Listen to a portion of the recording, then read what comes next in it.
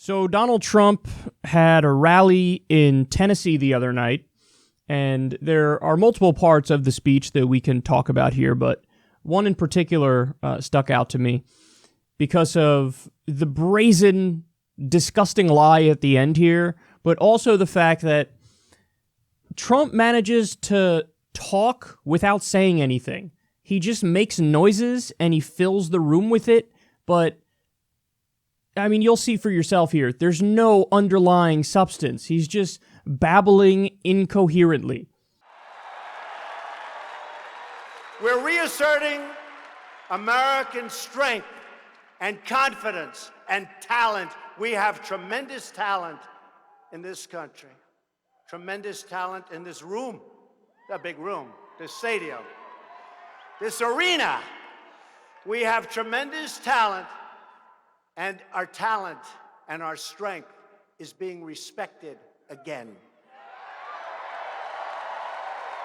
Prosperity is booming, optimism is surging, and America is winning. We're winning.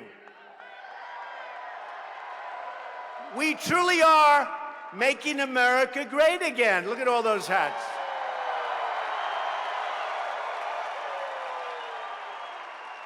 But most importantly, our country is respected again all over the world. We're not making apologies. We're not making excuses. We're respected again as a country.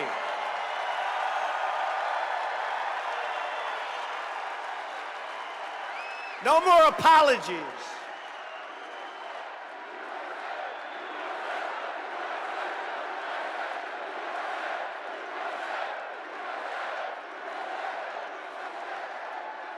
But to keep this momentum going, to continue this incredible progress, to keep on winning, you have to vote Republican in November. You see what's happening with the Democrats.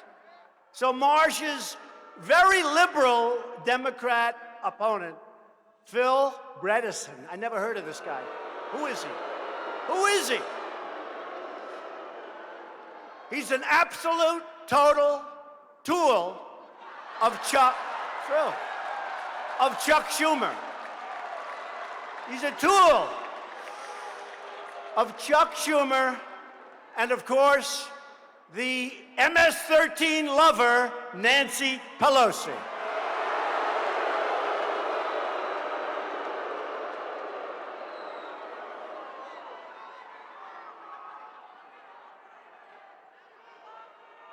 She loves MS-13. Can you imagine? Remember?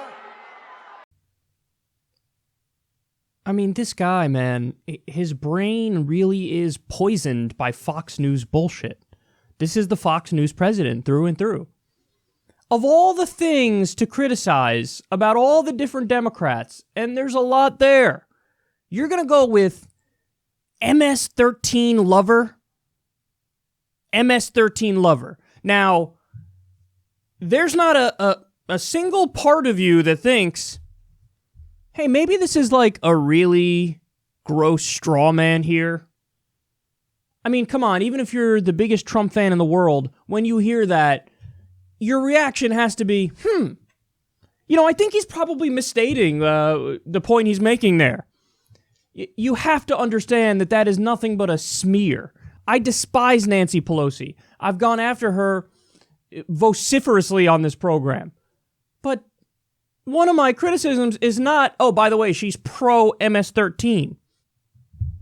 Come on, again, even for the people who love Donald Trump, you have no problem with him just casually saying, they're MS-13 lovers. Nancy Pelosi loves MS-13. What a ridiculous misstatement of what she actually believes. Okay, now, that's one part of the discussion here. The other part of the discussion is everything else he said, he was talking, but he wasn't saying anything. So let's go through it. He says, we're reasserting American strength and talent. Define that. What does that mean? That's not really saying anything. You're just making noise. We're reasserting American strength. Does that mean what? We're bombing more countries? Well, that's true. We are. We we were bombing 7 countries under Obama. Now we're bombing 8 countries under you. But that's strength, I guess, but it's strength in the way that a schoolyard bully shows strength because we're killing so many civilians. And also, I thought you were the guy who said on the campaign trail we should get out of these stupid wars and rebuild our own country. So now you're going to brag about the fact that you're doing the opposite?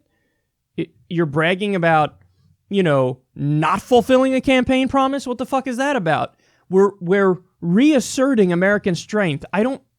What does that mean, dude? And he says reasserting American talent, too. Again, I don't know what that means either. I guess the argument would be, hey, we're lowering the unemployment rate, so we're reasserting American talent. But the unemployment rate came down massively under the Obama administration. Now, yes, it's continued to go down under you, but in my book, I don't really give Obama credit for the unemployment rate coming down or you credit for the unemployment rate going down, because by and large, those are all lower paying jobs. So many people are underemployed now since the Great Recession in 2008. And by the way, we're also in a bubble. So this idea of we're reasserting American talent, again, I don't understand what that means. But that's sufficiently vague where if Donald Trump is in a room with people who already like him, that's, the just mindless seal clapping. That's right. Reasserting American talent. It doesn't mean anything. And then, you get a classic Trumpism there when he's reading the word on the prompter where he brings up that there's so many people that are talented in this room. This isn't a room. Stadium. Arena. He did the arena. So weird. And then our talent and strength will be respected again. I don't know what any of this means. Our talent and strength will be respected again. As if people in other countries are like, oh, now that Trump is elected, we will take the United States seriously. I'm pretty sure that's not the thought process of, different countries when they look at the fact that you're the president of the United States. Then a classic, Charlie Sheen style, we're winning. Define winning, jackass. There's not, again, the only thing he could point to is unemployment rate is going down. But as I just pointed out, these are mostly low-wage jobs. They're replacing higher-paying jobs. It's been that trend since the Great Recession. Yes, the unemployment rate is low, but that is really a poor indicator of the health of the economy. And then, by the way, when the bubble bursts and everything tanks, people are going to be suffering even more. What's fucked up about using the stock market, for example, as an indicator of how your average person is doing is that it's the worst indicator of how an average Joe is doing, because that really reflects more corporate profits than anything else, and that reflects the health and well-being of the mega rich more than anything else. So when the market goes up, it's not like regular people are feeling the benefits of that, but when the market crashes, they do feel the pain of that. Because that's when, a lot of these corporations turn around and they fire more people, they lay people off, they cut pay, and things of that nature. So it's just, he's not saying anything, and to the extent that he is saying anything, and I give it a charitable reading of maybe the unemployment rate or the stock market or something like that, those aren't good indicators. So that's just, we're winning is just a vague, amorphous, stupid thing to say, and we're not making apologies is another one.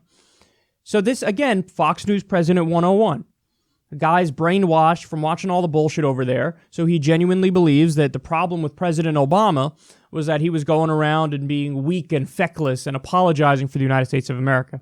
First of all, he didn't do that. Second of all, if he did do that, that's not weak and feckless, that's actually pretty rational. We just did an offensive invasion of a country that didn't attack us in Iraq, killed minimum 200,000 civilians, wasted $7 trillion over there. And you used to be against it. Now, all of a sudden, you're keeping us in Iraq. But if we were to officially make an apology to the people of Iraq, that would be logical. That would make sense. That wouldn't be so weak and feckless, and I can't believe he's making apologies. He made apologies. So gross. Only in the mind of a fake macho man doofus asshole is it like something that you should be upset by. Like, oh, I can't believe you apologized. I could go on and on about all this stuff forever. And then I'll wrap it up with this, though. I like when he talks about, so he's in Tennessee. He's stumping for, I guess, somebody who's either running for Senate or running for the House. And he talks about the Democratic opponent. And he's like, this guy, I never heard of this guy. I never heard of this guy. And then he goes, he's a tool of Chuck Schumer and Nancy Pelosi. You just said you never heard of the guy. If you never heard of the guy, how do you know he's a tool of Chuck Schumer and Nancy Pelosi? It's almost like you have no clue what the fuck you're saying, no clue what the fuck you're doing, but you're Donald Trump and you walk into a room with a bunch of people who already love you and you fill the air with noise and they mindlessly clap and agree with it. It's almost like that's what's happening.